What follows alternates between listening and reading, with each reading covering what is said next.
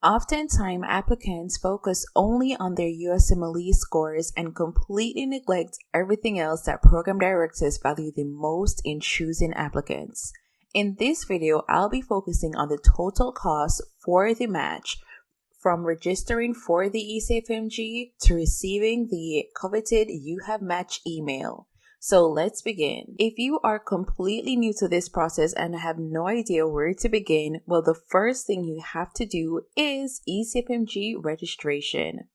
This process includes graduating or being a medical student of an approved medical school, providing your medical school transcript, your medical degree or diploma, also filling out the Form 186, and providing an unexpired passport with your name accurately represented, as well as notarizing all of your information through NotaryCam. The total cost of these steps is around $150 US. So please note that all of the prices listed in this video will be in US dollars. After you have successfully registered with the ECFMG, the next thing you need to do is focus on your USMLE Step 1 prep. A key tip here is that oftentimes applicants make the mistake of rushing into their ECFMG certification and then registering for the USMLE Step 1 exam. Why this is an issue is because to successfully register for the USMLE exams, you have to choose a date. You have to choose a time period before being able to successfully register for any of the USMLE exams. Well, how will you be able to accurately choose a time period of doing your exams if you don't know what resources you should use, how long it will take to go through those resources, and to master the content that you need to pass the USMLE Step 1? So that's why I recommend that the first thing you do is to choose your resources. So do some research into the best USMLE Step 1 resources. Then create a study schedule. This way you will map out how long it will take to cover each study resource. And this will help you in formulating a timeline of studying and doing practice exams and ultimately doing the USMLE Step 1. Before doing the USMLE Step 1, you have to make sure that you do a practice test so you can accurately gauge if or when you are able to do the exam. So if you're still not convinced on why you have to do all of this first, let me show you why. So let's say that you are doing your registration for the USMLE Step 1, and then you choose a time period of January, February, March to do your USMLE Step 1 exam. If you are not prepared during that time, what happens is that you will have to extend your eligibility period to the next period, which would be April, May, and June. To extend your eligibility period for the Step 1 or USMLE Step 2 CK, this will cost $100 per exam. If anything unexpected happens and you have to change your testing region, this can cost you an additional $90. And if you cannot do your USMLE Step 1 in the extended period, you can't extend again. You will have to repay the entire USMLE Step 1 fee. So that is why I highly recommend that you choose your resources first, create a study schedule, formulate a timeline until your required test date, and to also do a practice test to see if you're actually ready to do it on that date. An important thing to note is that if you wait too long, let's say that you wait until August to do your exams, and we all know that in September, typically, that's when residency programs can view your application. So all scores, everything needs to be handed in before September of that year you're applying. But if you wait last minute, you run the risk of not getting an exam date. So always bear that in mind. So essentially, instead of rushing to get an exam date that could be very costly to you, ensure that you have a rough draft or schedule or a timeline of what you need to cover and how long it will need you to cover those things, and then go on and select a time period or an eligibility period. But do not wait too long to do this because you run the risk of completely not getting an exam date when you need it. So now you know why I recommend choosing your USMLE Step 1 resources first. But your next question must be, what are the best resources for the USMLE Step 1? Well, the gold standard resource that you have to use is UWorld. UWorld has different subscriptions, the most common one being the 3-month subscription, which currently costs $399. So this step right here is non-negotiable. You have to use UWorld.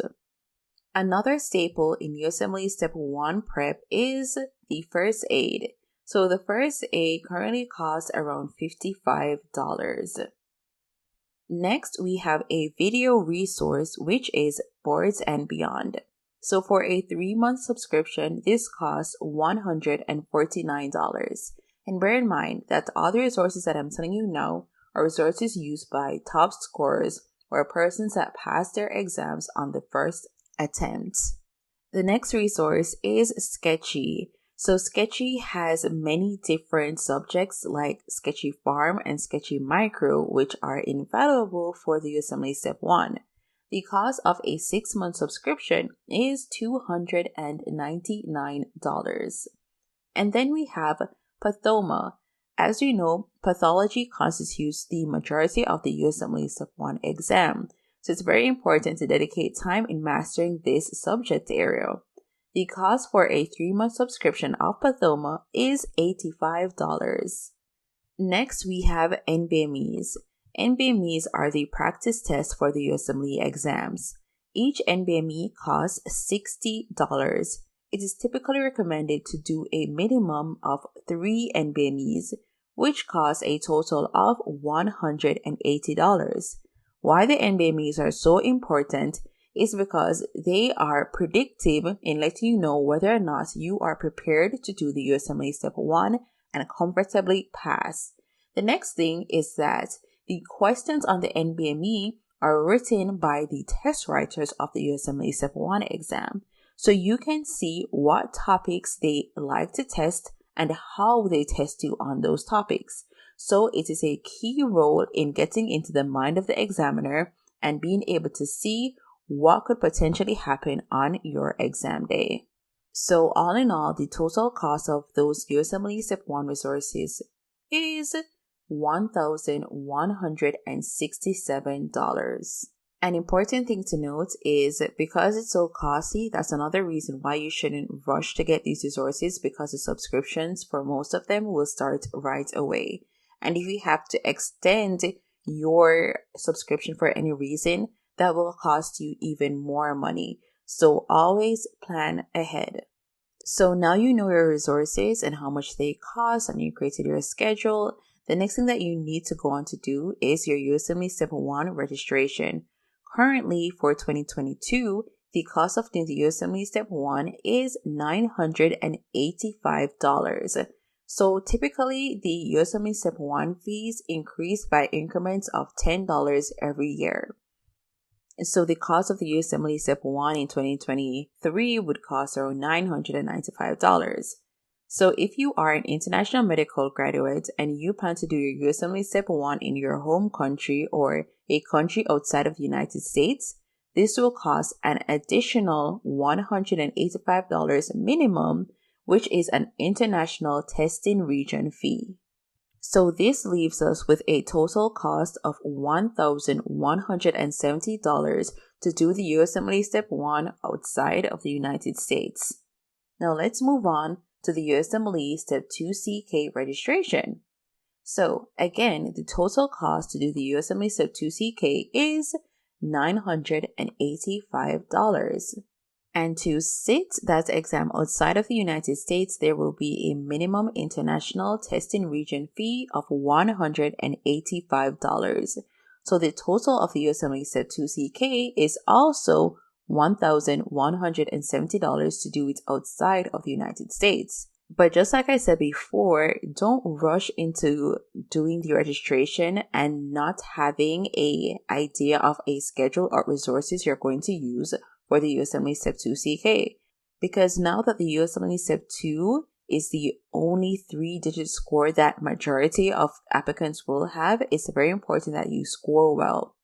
So the ultimate resource that you have to use for the USMLE Step 2 CK is UWorld. And again, the cost for UWorld for a 3-month subscription is $399. Please bear in mind that UWorld has other subscription lengths as well as a 6-month subscription and even a 1-year subscription. And again, the NBMEs are pretty important. Remember that each one costs $60 US, and it is recommended that you do about 3, which can cost $180 US. They are written by the examiners, so if you do the NBMEs, you'll have an idea of what topics are more likely to be tested, how are they tested, and get in the mind of the examiner. So it's very important to be exposed to the NBMEs. So far, I've only mentioned resources that actually cost money, but there are 2 free resources that are very, very important. The first free resource you can find on USMLE.org, and that is the content description of each exam. This lets you know how it is divided by subjects area and what you need to focus on and master before exam day. The next one is what students call the free 120, because those are free questions on USMLE.org that you can do for the USMLE Step 1 and for the USMLE Step 2 CK as well. The reason for doing the free 120s is the same as doing the NBMEs. They are also written by the test writers, and not to mention they are completely free. So that way you can be exposed to the questions and do even more questions from the examiners.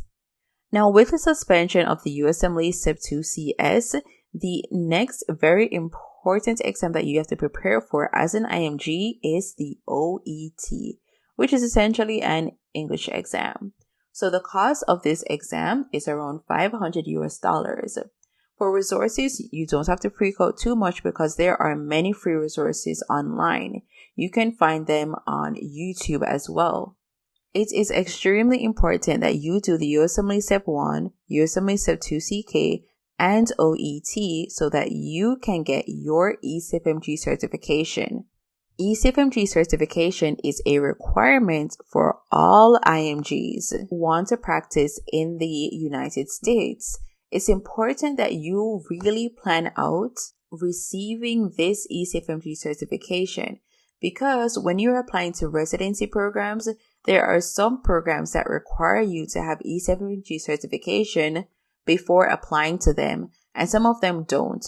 But it's better to have it ahead of time so that you are not ruling out any of the residency programs and have a wider pool of residency programs to choose from. So to get ECFMG certification, you have to apply to the pathways. Remember that in 2021, the ECFMG announced the release of pathways 1 through 6. You have to select one of these pathways, and to apply to one of these pathways, it will cost you $925. So if you apply for the wrong pathway and then your application is rejected, you have to pay another $925 to the correct pathway. So it's very important that you familiarize yourself with all of the pathways and choose the one that applies to you the best.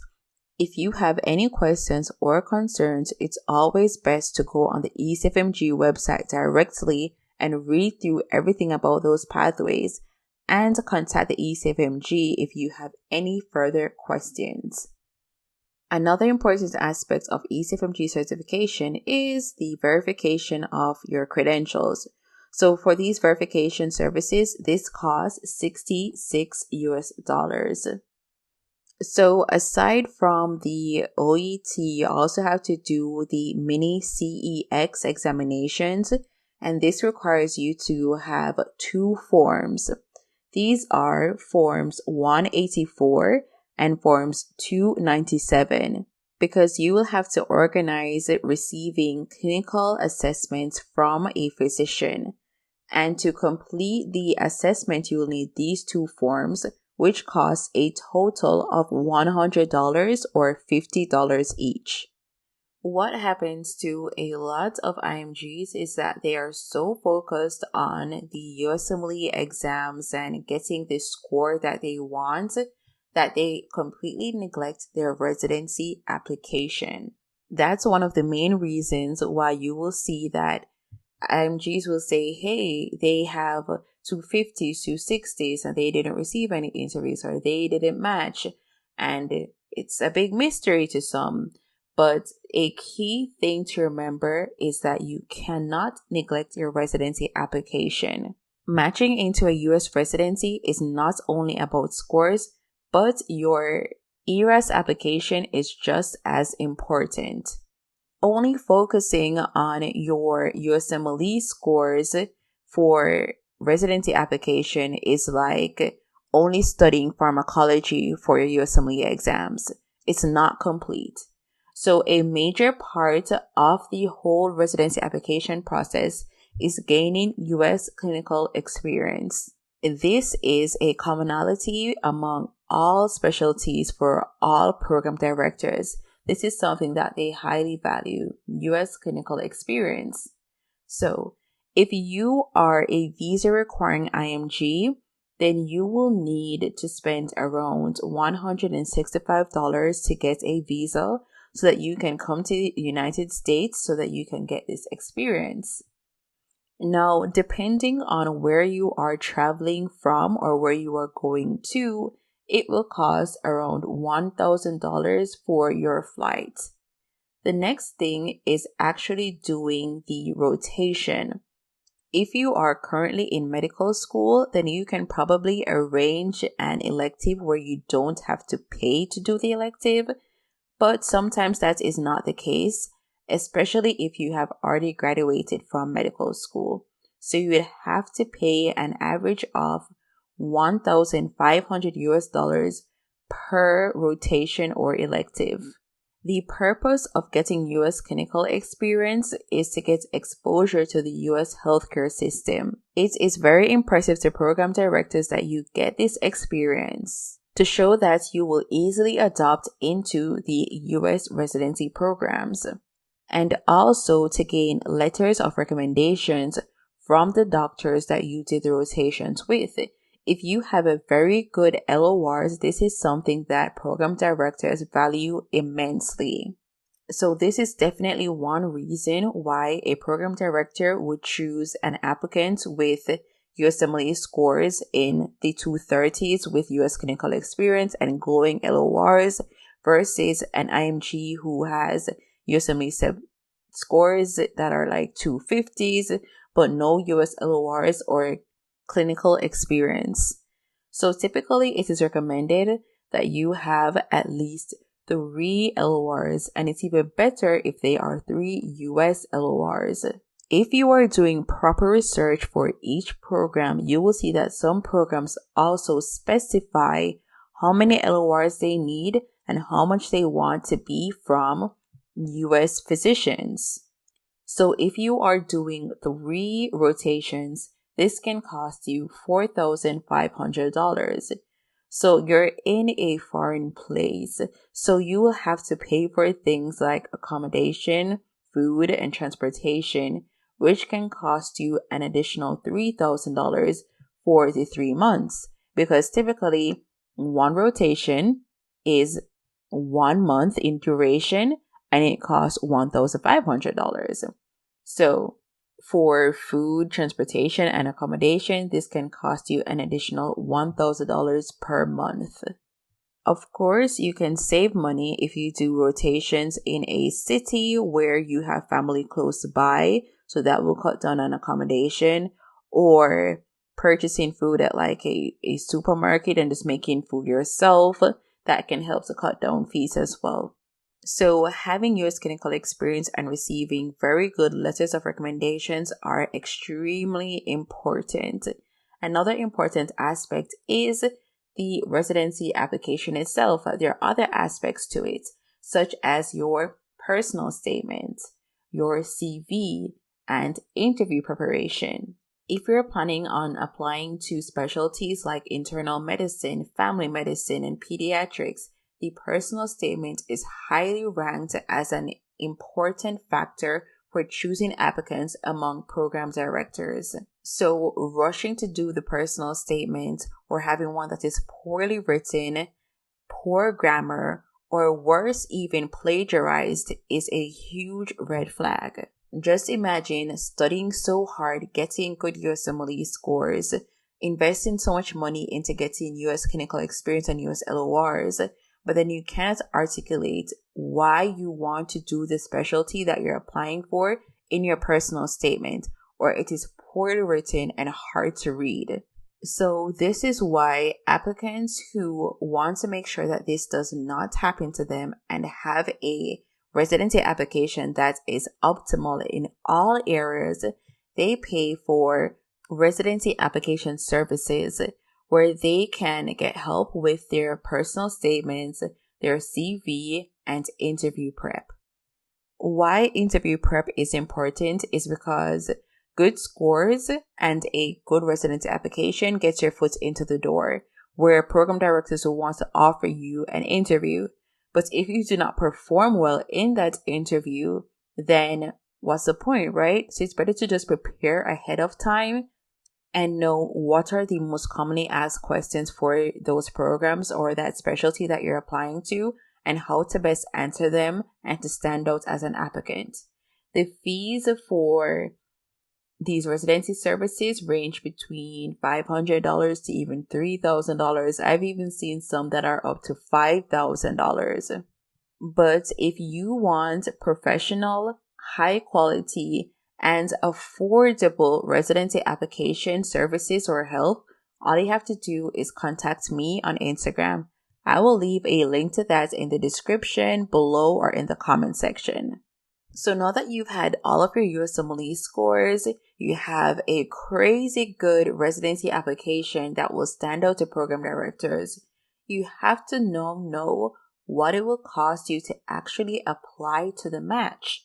So the first thing that you need to purchase is the ERAS token. So the ERAS token costs around $160. You will not be able to upload documents to ERAS or start editing your application in ERAS until you pay this fee. So it is absolutely necessary. Another necessity is uploading your USMLE transcript. And this is paid to ECFMG and it costs $80. There are other essential documents that have to be uploaded, but through your medical school, or you have to receive them from your medical school and then you upload them yourself. And that may cost additional money, but it varies based on your school. The next token that you need to purchase is your NRMP token, and this costs $85.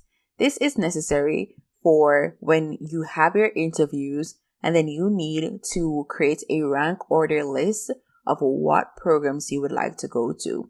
You cannot create that list without paying this fee of $85. Now that you're able to upload documents and edit your application on ERAS, your next question should be, how much does it cost to apply to residency programs? Well, let's break it down. So to apply to up to 10 residency programs, this costs $99. It's important to note if you are applying to one program, 2 programs, or just 3 programs, it will still cost $99. So any number from 1 to 10 will cost you $99. To apply to 11 to 20 programs, this will cost you $17 each. To apply to 21 to 30 programs, $21 each. To apply to 31 or more programs, $26 each. It's very important to note that this is per specialty. So if you are applying to 10 internal medicine residency programs and 10 family medicine residency programs, this will be $99 plus $99 because they are 2 separate specialties. An ideal number of residency programs for IMGs to apply to is 100 programs, and the cost of applying to one specialty, 100 programs, is $2,300. To apply to 200 programs for one specialty, this costs $4,900. To apply to 2 specialties, 100 programs each, for a total of 200 programs, this will cost you $4,600. So this is just here to give you an idea of what fees it would be to apply to residency programs. Another important aspect is, of course, interview prep and going to your interviews. So it all depends if they are online or in person. But whether or not they're online or in person, you have to invest in a good suit or jacket or an outfit for that interview. It has to be very professional attire. So this can cost anywhere from $50 to $200 or even more, depending on your budget. If it is an online interview or virtual interview, you have to invest in equipment such as adequate lighting, a good camera, a good microphone, and an extremely reliable internet connection. It's also important that you have a good background for your virtual interview. This is much cheaper and can cost around $300 for all of this, or even much cheaper if you already have most of those equipments that I mentioned. However, if you are doing your interview in person, this will cost so much more because you have to factor in that you have to fly to each interview, right? And this all depends on where you are coming from and where you are going to. Typically, this would cost like $3,000 or more to cover those travel expenses only. But you also need to cover expenses such as your accommodation, your transport when you get there, and food. Sometimes they also have different events like dinners or walkthroughs with you, and that can cost additional money as well depending on the residency program. Now you've invested time, money, energy, everything into this, and you have matched. The next thing that you have to focus on is your visa application. Now, this only pertains to visa requiring IMGs. Typically, IMGs usually get the J1 visa, which will cost around $590.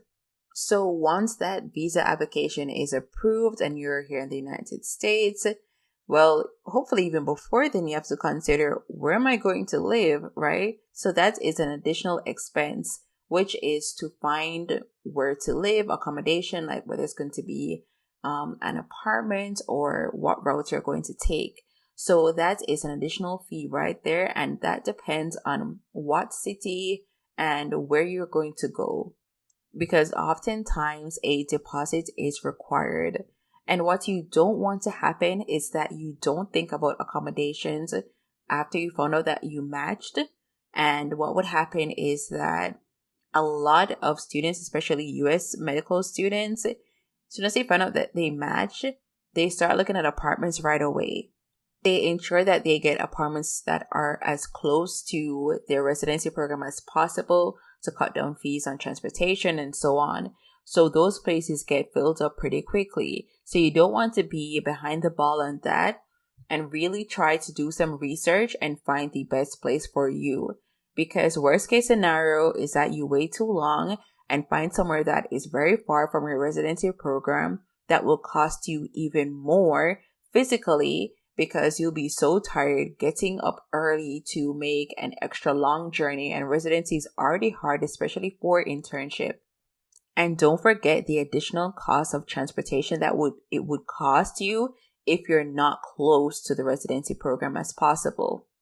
Whether it's more public transportation or increase fuel fees for your car, these are expenses that you have to take into account. So the total cost of the USMLE Journey is between $23,000 to $27,000. Now, if you want to learn more about the ECFMG pathways or new ECFMG updates, then all you have to do is click this video right here.